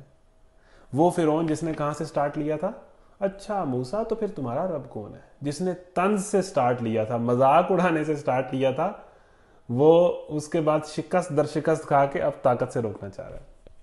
اس نے کہا کہ اے جادوگر, جو ایمان لایا نا, میں سب کا ایک ہاتھ کاٹ دوں گا, ایک ٹانگ کاٹ دوں گا مخالف سمتوں سے. یعنی دایاں ہاتھ اور بائیں ٹانگ, بایاں بازو اور دائیں ٹانگ میں کاٹ دوں گا, اور اس کے بعد تمہیں سولی کے درختوں پر, یہ کھجور کے تنوں پر لٹکا دوں گا. تم لٹکے رہو گے, سڑتے رہو گے, گلتے رہو گے, عبرتناک سزا دوں گا, تکلیف دوں گا, اذیت دوں گا.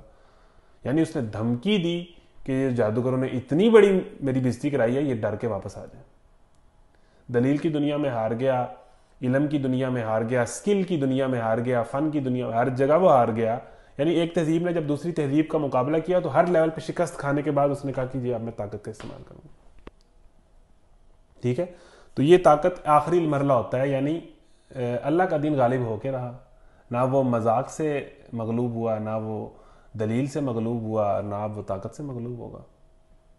اسلام کی فطرت میں قدرت میں لچک دی ہے اتنا ہی ابھرے گا جتنا کہ دبائیں گے. تو کیا کہا, پھر تمہیں پتہ چل جائے گا کہ کس کا عذاب دے سکتا ہے. یعنی موسیٰ کا خدا تمہیں زیادہ عذاب سخت دے گا, یعنی کہ اگر تم موسیٰ کی نہیں مانو گے تو وہ بھی کہتا ہے نا کہ اللہ تعالیٰ عذاب دیں گے آپ کو. تو میں اب تمہیں بتاتا ہوں کہ وہ اللہ تعالیٰ زیادہ عذاب دے گا یا میں زیادہ عذاب دیتا ہوں, اب تم میری تکلیف سہو. قالوا لن نؤثرك على ما جاءنا من البينات والذي فطرنا فاقض ما انت قاض انما تقضي هذه الحياة الدنيا. سب سے خوبصورت آیت اس واقعے کی. اب جادوگروں نے جب یہ دھمکی سنی, جادوگر یہ حضرت موسیٰ نہیں ہے بھائی, یہ حضرت موسیٰ والے وہ نبی نہیں ہیں, وہ ایمان نہیں ہے, وہ حوصلہ نہیں ہے, یہ عام لوگ ہیں. وہ عام لوگ ہیں جو عہدے کے بھوکے, پیسے کے بھوکے, جو بمشکل اپنی زندگی گزارتے ہیں. یہ جادوگر ہیں, اور نہ انہوں نے کوئی ٹریننگ لی ہے, نہ کوئی تربیت لی ہے, نہ ان کے ایمان اتنے بلند ہیں, انہوں نے تو فی الحال کلمہ پڑھا ہے بس. اور جادوگروں نے اس دھمکی کا کیا جواب دیا. ہمیں کوئی تھوڑی سی بھی مشکل ہو نا, ہم دین کی بات نہیں کرتے. کوئی ڈر ہو کہ یار کیا بات ہوگی, کوئی پابندی لگ جائے گی, بےزتی ہو جائے گی, سستی ہو تو ہم دین پہ کمپرومائز کر دیتے ہیں, خواہشات نفس کے آگے ڈھیر ہو جاتے ہیں. یہ جادوگر ہیں. جادوگروں کو دھمکی کس نے دی ہے؟ فرعون نے. دھمکی کیا دی ہے؟ ہاتھ پاؤں کاٹنے کی, سولی پر لٹکانے کی, سب کو جو ایمان لایا ہے. اب جادوگروں کا جواب چیک کریں. جادوگروں نے جواب دیا, زبردست آیت ہے. قسم ہے اس ذات کی جس نے ہمیں پیدا کیا ہے, یہ ہرگز نہیں ہو سکتا کہ ہم روشن نشانیاں سامنے آ جانے کے بعد بھی تجھے ترجیح دیں. تو جو کچھ کرنا چاہے کر لے. یعنی آپ جو اکھاڑ سکتے ہیں اکھاڑ لیں. ہمارے الفاظ میں آپ جو اکھاڑ سکتے ہیں فرعون صاحب اکھاڑ لیں. تو زیادہ سے زیادہ بس اسی دنیا کی زندگی میں فیصلہ کر سکتا ہے. ہم تو اپنے رب پر ہی مان لے ہیں تاکہ وہ ہماری خطائیں معاف کر دے اور اس جادوگری سے جس پر تو نے ہمیں مجبور کیا تھا درگزر فرمائے. اللہ ہی اچھا ہے اور وہی باقی رہنے والا ہے. یہ کون کہہ رہا ہے؟ یہ جادوگر کہہ رہے ہیں, جن کی کوئی تربیت ابھی نہیں ہوئی, جنہوں نے کوئی ٹریننگ لی نہیں. یہ نبی نہیں ہے, ان کو دھمکی دی گئی ہے مارنے کی. تو ثابت یہ ہوا کہ یہ ایک کلمہ تھا جو انہوں نے ابھی کچھ سیکنڈز پہلے پڑھا تھا, لا الہ الا اللہ, کہ اللہ کے سوا کوئی خدا نہیں ہے اور موسیٰ اور ہارون اس کے نبی ہیں. یہ اس کلمے کی طاقت سے ان کے اندر جرت بھی آئی, ہمت بھی آئی, طاقت بھی آئی. ان کے سوچنے کا انداز ہی بدل گیا, ان کی بالکل سیرت بالکل الٹ گئی. یہ ایک ایمان کی طاقت ہے, ایک کلمے کی طاقت ہے. ایمان کس طرح انسان کو تبدیل کرتا ہے. یہ وہی ایمان ہے جو ابو بکر کو ابو بکر نہیں رہنے دیتا, اس کو ابو بکر صدیق بنا دیتا ہے, عمر کو عمر فاروق کر دیتا ہے, عثمان کو عثمان غنی بنا دیتا ہے, علی کو علی المرتضیٰ بنا دیتا ہے. یہ ایمان بڑی چیز ہے. اس ایمان نے حضرت موسیٰ کے ساتھ کیا کیا آپ دیکھ رہے ہیں, کس طرح وہ کہاں سے کہاں تک آ گئے. اور یہی اسی ایک کلمے نے, دیکھیں یہ جو بیسیکلی یہ یقین ہے نا, یہ جو بات سمجھ آ جانا ہے کہ حق کیا ہے, یہ انسان کو بالکل گہرائیوں سے آسمان کی بلندیوں پہ لے جاتا ہے. یہ وہی جادوگر ہے جو کل تک فرعون سے عہدے مانگ رہے تھے, کہ پیسے مانگ رہے تھے کہ ہمیں کیا ملے گا جب ہم جادو جیتیں گے. اور یہ آج وہی جادوگر ہیں, کہہ رہے ہیں کہ جو کرنا ہے کر لے, ہم ٹانگ بھی کٹوا لیں گے, ہم دین کے لیے بازو بھی کٹوا لیں گے, ہم سولی پر بھی لٹک جائیں گے, لیکن تیری بات نہیں مانیں گے. ہم اس اللہ پر یقین لے آئیں اور حق کو مان گئے. یہ کریکٹر, یہ سیرت, یہ جو ہے وہ ایک الٹیمیٹ چینج جو پیدا کیا ہے, یہ ایمان نے پیدا کیا ہے. تو ایمان کے ذریعے سے, قرآن کے ذریعے سے اپنی زندگیاں چینج کریں. جس میں بڑی جان ہے, اس میں بڑی جان ہے. یہ پوری تہذیبوں کو ہلا دیتا ہے, پورے پورے فلسفوں کو ہلا دیتا ہے, بندے کو پورے کا پورا چینج کر دیتا ہے. تو یہ بیسیکلی مین آیت ہے. اور کلیئر کیا کہ تو جو بھی سزا دے گا اے فرعون, تو جو بھی کرے گا اس دنیا میں کرے گا نا, بالآخر تو ہم جنت میں جائیں گے, بالآخر تو ہمیں اچھا ریوارڈ ملے گا, بالآخر تو تم اللہ کا عذاب ہی بھگتے گا. تو جو بھی کر سکتا ہے, فقضی ما انت قاض, جو فیصلہ کرنا ہے ہمارے بارے میں کر, انما تقضی هذه الحیات الدنیا, تو اسی زندگی میں کچھ کر سکتا ہے. ہمیں مار دے گا میکسیمم, اس کے بعد تو ہم جنتوں میں جائیں گے نا. یہ جادوگر کہہ رہے ہیں, اندازہ کریں. اللہ اکبر. زیادہ سے زیادہ بس تو اسی دنیا کی جگہ کے فیصلہ کر سکتا ہے. ہم تو اپنے رب پر ایمان لائے ہیں تاکہ وہ ہماری خطائیں معاف کر دے, اور اس جادوگری سے جس پر تو نے ہمیں مجبور کیا تھا درگزر فرمائے. اللہ ہی اچھا اور وہی باقی رہنے والا ہے. اب وہی بات کہ تو اس جادوگری پہ جس نے تمہیں مجبور کیا تھا, فرعون کے سارے مجمع کے سامنے, اچھا جی فرعون نے ان کو مجبور کیا تھا, فرعون نے ان کو لے کے آیا تھا, یعنی فرعون الزام لگا رہا ہے کہ آپ موسیٰ کے اسٹوڈنٹ ہیں سارے, اور وہ انہوں نے ایکسپوز کر دیا. یعنی کہ بےزتی در بےزتی ہوئی جا رہی ہے فرعون کی اپنی پوری رعایا کے سامنے. ایک پرائم منسٹر کی, ایک بادشاہ کی, اس طرح بالکل ننگا ہو گیا وہ. حقیقت یہ ہے کہ جو مجرم بن کر اپنے رب کے حضور حاضر ہوگا اس کے لیے جہنم ہے, جس میں وہ نہ جیے گا نہ مرے گا. یعنی کہ بیسیکلی نا ایک بندہ جب وہ غلط طریقے سے عزت حاصل کرنے کی کوشش کرے تو کوئی دنیا میں جتنا ذلیل ہو سکتا ہے نا، فرعون یہاں پر اتنا ذلیل ہو گیا. جنگ بھی ہارا، ساری آرمی بھی ہار گئی، اس آرمی نے ہتھیار نہیں ڈالے بلکہ دوسرے جو ان کا دشمن تھا اس کا دین قبول کر لیا، اور اس کے بعد آپ نے ان کو سزا دی اور الزامات لگائے، وہ بھی رد کر دیے اور الٹا آپ کی بھی بےزتی کر دی. اتنا ذلیل کوئی نہیں ہو سکتا دنیا میں جو فرعون یہاں پر ہو گیا تھا. تو بیسیکلی انسان جب غلط طریقے سے عزت حاصل کرنا چاہتا ہے تو اللہ تعالیٰ اسے کس طرح ذلیل کرتا ہے. جو سب سے زیادہ عزت حاصل کرنا چاہتا تھا اسے سب سے زیادہ ذلت مل گئی، اللہ نے ذلیل کر دی. حقیقت یہ ہے کہ جو مجرم بن کر اپنے رب کے حضور حاضر ہوگا اس کے لیے جہنم ہے جس میں وہ نہ جیے گا نہ مرے گا، یعنی ایسی زندگی ہوگی کہ نہ جینا نہ مرنا. اور جو اس کے حضور مومن کی حیثیت سے حاضر ہوگا، جس نے نیک عمل کیے ہوں گے، ایسے سب لوگوں کے لیے بلند درجے ہیں. سدا بہار باغ ہیں جن کے نیچے نہریں بہہ رہی ہوں گی، ان میں وہ ہمیشہ رہیں گے. یہ جزا ہے اس شخص کی جو پاکیزگی اختیار کرے. ہم نے موسیٰ پر وحی کی کہ اب راتوں رات میرے بندوں کو لے کر چل پڑ اور ان کے لیے سمندر میں سے سوکھی سڑک بنا لے. تجھے کسی کے تعاقب کا ذرا خوف نہ ہو، نہ سمندر کے بیچ سے گزرتے ہوئے ڈر لگے. پیچھے سے فرعون اپنے لشکر لے کر پہنچا اور پھر سمندر ان پر چھا گیا جیسا کہ چھا جانے کا حق تھا. فرعون نے اپنی قوم کو گمراہ ہی کیا تھا، کوئی صحیح رہنمائی نہیں کی تھی. یعنی ایک لیڈر فرعون ہے اور ایک لیڈر موسیٰ ہے. جو برے لیڈر ہوتے ہیں وہ اپنی قوم کی صحیح رہنمائی نہیں کرتے، اور جو اچھے لیڈر ہوتے ہیں وہ اپنی قوم کی صحیح رہنمائی کرتے ہیں. دو لیڈرز کا فرق ہے نا، ایک کفر کا لیڈر ہے، ایک اسلام کا لیڈر ہے، اور بالآخر فتح ہوئی اسلام کے لیڈر کی. تو یہ سارا درمیان میں ایک لمبی سیریز ہے واقعات کی جو ہم آگے آئیں گے تو وہاں پڑھ لیں گے. حضرت موسیٰ کا ذکر بار بار آتا ہے قرآن میں. تو پھر الٹیمیٹلی دریائے نیل سے لے کے حضرت موسیٰ بنی اسرائیل کو بچا کر لے گئے. فرعون نہیں مانا، اینڈ تک پیچھے لشکر کا مقابلہ کیا، دریائے نیل میں غرق ہو گیا اور فرعون کا اینڈ ہو گیا. تو یہ ساری کہانی پھر آگے ہم پڑھیں گے. یا بنی اسرائیل قد انجیناکم من عدوکم ووعدناکم جانب الطور الایمن ونزلنا علیکم المن والسلویٰ. اب مصر سے نکلنے کے بعد دریائے نیل معجزاتی طریقے سے پار کرنے کے بعد آگے کیا ہوا، آگے اللہ بیان کر رہا ہے. اے بنی اسرائیل، ہم نے تم کو تمہارے دشمن سے نجات دی اور طور کے دائیں جانب تمہاری حاضری کے لیے وقت مقرر کیا اور تم پر من و سلوہ اتارا. وہ سارے احسانات ہی ہم پہلے بھی پڑھ چکے ہیں جو اللہ تعالیٰ نے اس سفر کے دوران کیے جب بنی اسرائیل مصر سے نکل کر آگے اپنا وطن ڈھونڈ رہی تھی. آگے بنی اسرائیل نے بھی بڑے بڑے کرتوت کیے، وہ پھر آگے کی باتیں. کھاؤ ہمارا دیا ہوا پاک رزق کو، اسے کھا کر سرکشی نہ کرو ورنہ تم پر میرا غضب ٹوٹ پڑے گا، اور جس پر میرا غضب ٹوٹا وہ پھر گر کر ہی رہا. البتہ جو توبہ کر لے اور ایمان لے آئے اور نیک عمل کرے پھر سیدھا جلتا رہے، اس کے لیے میں بہت درگزر کرنے والا ہوں.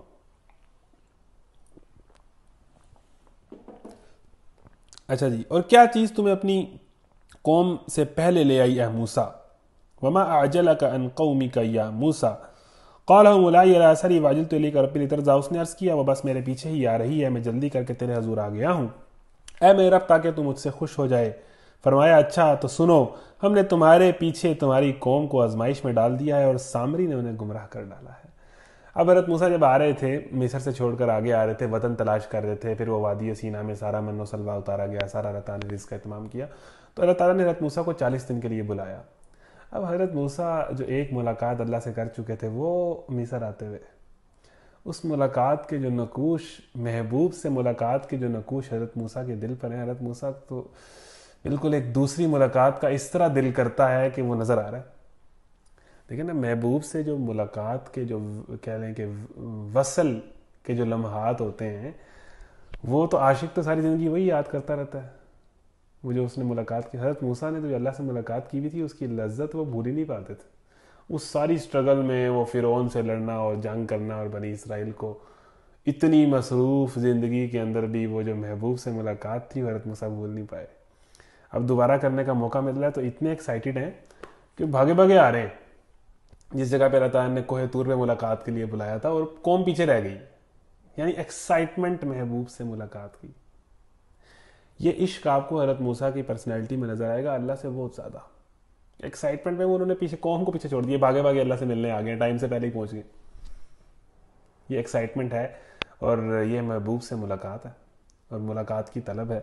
تو اللہ تعالیٰ نے پوچھا، اللہ تعالیٰ اس طرح باتیں کرتے تھے حضرت موسیٰ سے، جس طرح پوچھا نا کہ یہ تیرے ہاتھ میں کیا ہے اے موسیٰ، اس طرح اللہ تعالیٰ باتیں کرتے تھے. اللہ تعالیٰ تھوڑی سی نا ٹاپک سے ہٹ کے تھوڑی سی حضرت موسیٰ سے یہ محبت اور پیار تھی موسیٰ علیہ السلام اور خدا کی. ٹھیک ہے، وما اعجلک عن قومک یا موسیٰ. موسیٰ علیہ السلام کس چیز نے تجھے یہاں پر جلدی آنے پر مجبور کیا؟ تو بھی آپ اتنی جلدی کیوں آ گئے؟ ہم سے ملنے، اتنے پہلے کیوں آ گئے ہیں اور تمہاری قوم پیچھے کیوں رہ گئی ہے؟ تو حضرت موسیٰ نے کہا کہ میں آپ سے ملنا چاہتا تھا اور جو ہے اس لیے کہ آپ مجھ سے خوش ہو جائیں. وہی جو عاشق اپنے محبوب سے کہتا ہے. تو اللہ تعالیٰ نے حضرت موسیٰ کو یہاں پر ایک خبر سنائی جو بڑی کہہ لیں کہ انفارچونیٹ قسم کی خبر تھی. وہ کیا خبر تھی؟ کہ ہم نے پیچھے سے تمہاری قوم کو گمراہ کر دیا ہے، آزمائش میں ڈال دیا ہے. آزمائش کیا تھی؟ کہ ایک سامری تھا جس نے اپنی قوم کو حضرت موسیٰ جب گئے تو پیچھے سے شرک میں مبتلا کر دیا، انہیں گمراہ کر ڈالا ہے. وہ سارا واقعہ وہ بھی ہم پڑھ چکے ہیں، اس کی تفصیل کا موقع نہیں ہے، جلدی سے یہاں پر ہم نے اس پارہ مکمل کرنا ہے. اچھا جی، اب حضرت موسیٰ نے جب یہ سنا تو سخت غصے اور رنج کی حالت میں اپنی قوم کی طرف پلٹا. اب یہ حضرت موسیٰ کا مزاج آپ کو نظر آئے گا جگہ جگہ. ایک تو اللہ سے عشق، وہ جرأت اور بہادری جو حضرت موسیٰ نے فرعون کے معاملے میں دکھائی ہے، وہ کانفیڈنس. اور یہاں پر جب کوئی بندہ اللہ کے حکم سے ہٹتا ہے تو بندہ مومن کا غصہ، جب حدود اللہ کی پامالی ہو رہی ہو اور جب قوم پیچھے سے شرک میں مبتلا ہو گئی تو یہ حضرت موسیٰ کا جو اینگر ہے یہ آپ کو نظر آئے گا. فرجع موسیٰ الی قومی غضبان آسفا. غضبان، رحمان کا لفظ سنیں نا، بسم اللہ الرحمن، بہت زیادہ رحم کرنے والا ہے. غضبان، حضرت موسیٰ شدید بہت زیادہ غصے میں آ گئے. یعنی جب قوم اللہ کے رستے سے ہٹتی ہے یا کہیں پر اللہ کے حکم کی وائلیشن ہوتی ہے تو کیا ایز اے مومن ہمیں بھی اتنا ہی غصہ آتا ہے کہ ہم خود ہی وہ وائلیشن کر بھی رہے ہوتے ہیں اور اس کا مزہ لے بھی رہے ہوتے ہیں. تو اللہ کے حدود کی پامالی پر بندہ مومن کا جو غصہ آتا ہے یہ حضرت موسیٰ کی پرسنالٹی میں آپ کو نظر آئے گا، اور یہی وجہ ہے کہ اللہ کو اتنی محبت ہے ان سے. موسیٰ سخت غصے اور رنج کی حالت میں اپنی قوم کی طرف پلٹا جا کر اس نے کہا، اے میری قوم کے لوگوں، کیا تمہارے رب نے تم سے اچھے وعدے نہیں کیے تھے؟ کیا تمہیں دن لگ گئے ہیں؟ کیا کہ یعنی کہ کیا بندے کا اچھا وقت ہونا تو بندہ شوخہ ہو جاتا ہے. تو مجھ سے یہ کہہ رہے ہیں کہ تمہیں جو کیا دن لگ گئے ہیں کہ تمہارا اچھا وقت ہے تو تم اتنے ہو گئے ہو کہ وہ اللہ کی نافرمانی کرنے لگ پڑے. یہ بھول کے کہ اللہ تعالیٰ ہمیں کس طرح فرعون سے نجات دلا کے ہمیں کس طرح اس نے یہ وقت دیا ہے. یا تم اپنے رب کا غضب ہی اپنے اوپر لانا چاہتے تھے کہ تم نے مجھ سے وعدہ خلافی کی؟ انہوں نے جواب دیا، ہم نے آپ سے وعدہ خلافی کچھ اپنے اختیار سے نہیں کی. معاملہ یہ ہوا کہ لوگوں کے زیورات کے بوجھ سے ہم لد گئے تھے اور ہم نے بس ان کو پھینک دیا تھا. پھر اسی طرح سامنی نے بھی کچھ ڈالا اور ان کے لیے ایک بچھڑے کی مورت بنا کر نکال لایا جس میں سے بیل کسی آواز نکلتی تھی. لوگ پکار اٹھے، یہی ہے تمہارا خدا اور موسیٰ کا خدا، اور موسیٰ اسے بھول گیا. کیا وہ نہ دیکھتے تھے کہ نہ وہ ان کی بات کا جواب دیتا ہے اور نہ ان کے نفع و نقصان کا کچھ اختیار رکھتا ہے؟ ہارون موسیٰ کے آنے سے پہلے ان سے کہہ چکا تھا کہ لوگو، تم اس کی وجہ سے فتنے میں پڑ گئے ہو. تمہارا رب تو رحمان ہے، بس تم میری پیروی کرو اور میری بات مانو. مگر انہوں نے اس سے کہہ دیا کہ ہم تو اسی کی پرستش کرتے رہیں گے جب تک کہ موسیٰ واپس نہ آ جائے. موسیٰ قوم کو ڈانٹنے کے بعد ہارون کی طرف پلٹا اور بولا، ہارون، تم نے جب دیکھا تھا کہ یہ گمراہ ہو رہے ہیں تو تم کیا کر رہے تھے؟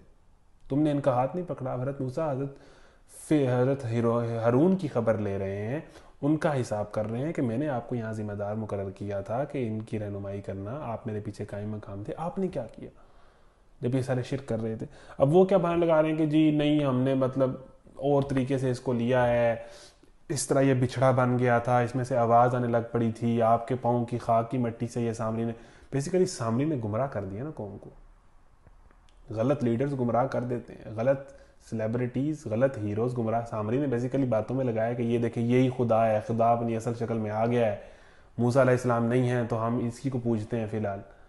تو پھر اللہ تعالیٰ کہہ رہا ہے کہ یہ ان کے بہانے ہیں، انہیں نہیں پتا تھا کہ یہ خدا نہ کوئی بولتا ہے، نہ کوئی جواب دیتا ہے، نہ کوئی نفع پہنچا سکتا ہے نقصان، یہ سب ان کے بہانے ہیں. ان کو جو شرک کی بیماری مصریوں کے ساتھ لے رہا ہے کہ گائے کی پوجا کی جو بیماری لگی ہوئی تھی نا، مصری کرتے تھے نا یہ کام، یہ آگے پہلے اس بارے میں نے پڑھا ہے، تو انہوں نے یہ بیماری کا اظہار کیا اپنا. پھر حضرت موسیٰ ہارون کی خبر لینے ہارون نے کہا کہ میں نے کوشش کی تھی. کس چیز نے تمہارا ہاتھ پکڑا تھا کہ میرے طریقے پر عمل نہ کرو؟ کیا تم نے میرے حکم کی خلاف ورزی کی؟ ہارون نے جواب دیا، اے میری ماں کے بیٹے، میری داڑھی نہ پکڑ. یہاں پر داڑھی کا ذکر آتا ہے قرآن میں کہ اس سے مطلب یہ ہے کہ ان کی داڑھی تھی تو میری داڑھی سے پکڑ کے کھینچا نا، مطلب اس طرح غصے میں جھنجھوڑتے ہیں، کھینچتے ہیں کہ تو نے کیا کیا، تو نے ان کو نہیں روکا، تو کیا کر رہا تھا؟ میرے سر کے بال کھینچ، مجھے اس بات کا ڈر تھا کہ تو آ کر کہے گا کہ تم نے بنی اسرائیل میں پھوٹ ڈال دی اور میری بات کا پاس نہ کیا. موسیٰ نے کہا، اور سامری تیرا کیا معاملہ ہے؟ اس نے جواب دیا، میں نے وہ چیز دیکھی جو ان لوگوں کو نظر نہ آئی، پس میں نے رسول کے نقش قدم سے ایک مٹی اٹھا لی اور اس کو ڈال دیا. میرے نفس نے مجھے کچھ ایسا ہی سجھایا. اب حضرت موسیٰ دیکھیں کس طرح غصے میں ہے کہ حضرت ہارون کے بال پکڑ رہے ہیں، داڑھی سے ان کو کھینچ رہے ہیں کہ تم کیا کر رہے تھے، تم نے کیوں نہیں روکا؟ حضرت ہارون صفائی دے رہے ہیں کہ میں نے روکا، میں نے ساری باتیں کی، لیکن یہاں تو ہنگامہ مچ گیا. انہوں نے سنی نہیں.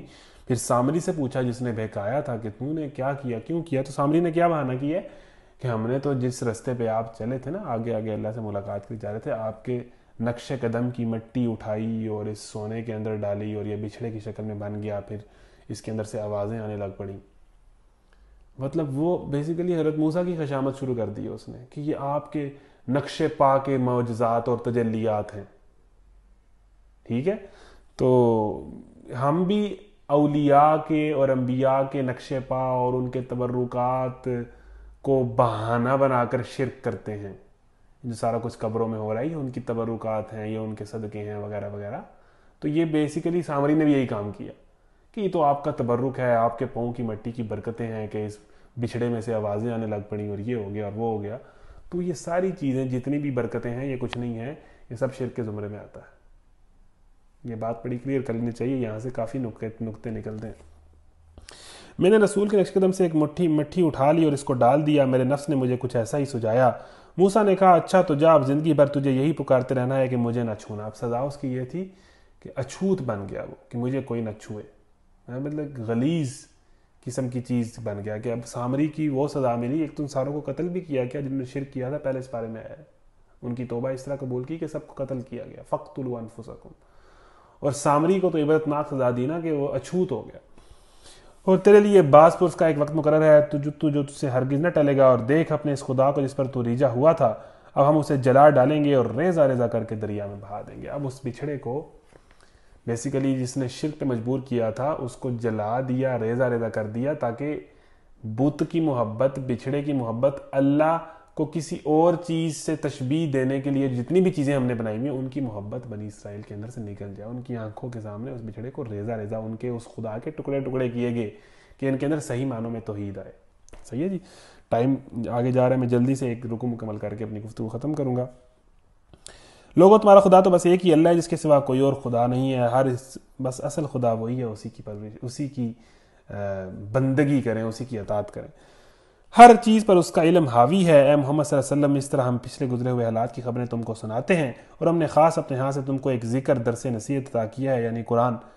جاؤ جو کوئی اس سے منہ موڑے گا وہ قیامت کے دن سخت بارے گناہ اٹھائے گا, اور ایسے سب لوگ ہمیشہ اس کے وبال میں گرفتار رہیں گے, اور قیامت کے دن ان کے لیے اس جرم کی ذمہ داری کا بوجھ بڑا تکلیف دہ بوجھ ہوگا. اس دن جب کہ سور پھونکا جائے گا, ہم مجرموں کو اس حال میں گھیر لائیں گے کہ ان کی آنکھیں دہشت کے مارے پتھرائی ہوئی ہوں گی. آپس میں چپ کے کہیں گے کہ دنیا میں مشکل سے تم نے کوئی 10 دن گزارے ہوں گے. ہمیں خوب معلوم ہے کہ وہ باتیں کر رہے ہوں گے. ہم یہ بھی جانتے ہیں کہ اس وقت ان میں سے جو زیادہ سے زیادہ محتاط اندازہ لگانے والا ہوگا وہ کہے گا کہ نہیں, تمہاری دنیا کی زندگی بس ایک دن کی زندگی تھی. اس دن نا قیامت کے دن لوگ اندازے لگائیں گے کہ ہم کتنی دیر دنیا میں رہے ہیں. اللہ کوئی کہے گا ہم اتنے مہینے رہے ہیں, اتنے دن رہے ہیں, اتنے سال رہے ہیں. اللہ کہہ رہا ہے کہ ان لوگوں میں سے جو سب سے اچھا میتھمیٹیشین ہوگا, جو سب سے اچھا کیلکولیٹ کرے گا نا, جو سب سے اچھا اندازہ لگائے گا قیامت کے دن, وہ کیا کہے گا کہ ہم دنیا کی زندگی میں بس ایک دن رہے ہیں. یعنی دنیا کی زندگی ایک دن یا اس سے بھی کچھ کم عرصہ ہے آخرت کی زندگی کے مقابلے میں, جس کو ہم کمپرومائز کر لیتے ہیں دنیا کے مزے لینے کے لیے. اتنی چھوٹی چیز کا ہم مزہ لے کے اتنی بڑی زندگی کو کمپرومائز کرتے ہیں گناہ کر کے. جو سب سے اچھا اندازہ لگائے گا وہ کہے گا کہ تمہاری دنیا کی زندگی بس ایک دن کی زندگی تھی. یہ لوگ تم سے پوچھتے ہیں کہ آخر اس دن یہ پہاڑ کہاں چلے جائیں گے. کہو کہ میرا رب ان کو دھول بنا کر اڑا دے گا, اور زمین کو ایسا ہموار چٹیل میدان بنا دے گا کہ اس میں کوئی بل اور سلوٹ نہ دیکھو گے. یعنی زمین چٹیل میدان بن جائے گا بغیر کسی بیل کے, دراڑ کے, سلوٹ کے. اس روز سب لوگ منادی کی پکار پر سیدھے چلے آئیں گے, کوئی ذرا اکڑ کر نہ دکھا سکے گا, اور آوازیں رحمان کے آگے دب جائیں گی, اور ایک سرسراہٹ کے سوا تم کچھ نہ سنو گے. یعنی پن ڈراپ سائلنس ہوگا. اس روز شفاعت کارگر نہ ہوگی الا یہ کہ کسی کو رحمان اس کی اجازت, یعنی اس دن کوئی شفاعت نہیں کر سکے گا الا یہ کہ اللہ کسی کو اجازت دے شفاعت کرنے کی, اور اس کی بات سننا پسند کرے. وہ لوگوں کا اگلا پچھلا سب حال جانتا ہے, اور دوسروں کو اس کا پورا علم نہیں ہے. وانت الوجوہ للحی القیوم, لوگوں کے سر اس حی قیوم کے آگے جھک جائیں گے. نامراد ہوگا جو اس وقت کسی ظلم کا بار گناہ اٹھائے ہوئے ہوگا, اور کسی ظلم یا تلفی کا خطرہ نہ ہوگا اس شخص کو جو نیک عمل کرے گا اور اس کے ساتھ وہ مومن بھی ہو. یعنی جو ایمان اور نیک عمل کے ساتھ آئے گا اسے کسی ظلم کا خطرہ نہیں ہوگا, اسے پھر سفارشوں کی ضرورت نہیں ہوگی. جو ایمان اور نیک عمل کے ساتھ آئے گا اللہ تعالیٰ سب کا اس کے عمل کے مطابق حساب لے گا. اور اے محمد صلی اللہ علیہ وسلم, اس طرح ہم نے اسے قرآن عربی بنا کر نازل کیا, اور اس میں طرح طرح سے تنبیہات کی ہیں, شاید کہ یہ لوگ کج روی سے بچیں, یا ان میں کچھ ہو کہ آثار اس کی بدولت پیدا ہوں. پس پالو برتر ہے اللہ بادشاہ حقیقی، اور دیکھو قرآن پڑھنے میں جلدی نہ کیا کرو جب تک کہ تمہاری طرف اس کی وہی تکمیل کو نہ پہنچ جائے، اور دعا کرو کہ اے پروردگار مجھے مزید علم عطا کر۔ اچھا جی، ہم نے اس سے پہلے آدم کو ایک حکم دیا تھا مگر وہ بھول گیا اور ہم نے اس میں عزم نہ پایا۔ یاد کرو وقت جب کہ ہم نے فرشتوں سے کہا تھا کہ آدم کو سجدہ کرو، وہ سب تو سجدہ کر گئے مگر ایک ابلیس تھا کہ انکار کر بیٹھا۔ یہ وہی واقعہ۔ اس پر ہم نے آدم سے کہا کہ دیکھو یہ تمہارا اور تمہاری بیوی کا دشمن ہے، ایسا نہ ہو کہ یہ تمہیں جنت سے نکلوا دے اور تم مصیبت میں پڑ جاؤ۔ یہاں تو تمہیں یہ آسائشیں حاصل ہیں کہ نہ بھوکے ننگے رہتے ہو اور نہ پیاس ہے اور نہ دھوپ تمہیں ستاتی ہے۔ جب حضرت آدم جنت میں تھے تو یہاں تم نہ بھوکے رہتے ہو نہ پیاسے ہو، نہ تمہیں دھوپ ستاتی، یعنی تم یہاں پر جو ہے ہر طرح کی آسائش کے اندر ہو۔ لیکن شیطان نے اس کو پھسلایا، کہنے لگا آدم بتاؤ تمہیں وہ درخت جس سے ابدی زندگی اور لازوال سلطنت حاصل ہوتی ہے؟ آخرکار دونوں میاں بیوی اس درخت کا پھل کھا گئے۔ نتیجہ یہ ہوا کہ فوراً ہی ان کے سطر ایک دوسرے کے آگے کھل گئے اور لگے دونوں اپنے آپ کو جنت کے پتوں سے ڈھانکنے۔ سورہ اعراف کے 8ویں پارے میں ہم پڑھ چکے ہیں واقعہ۔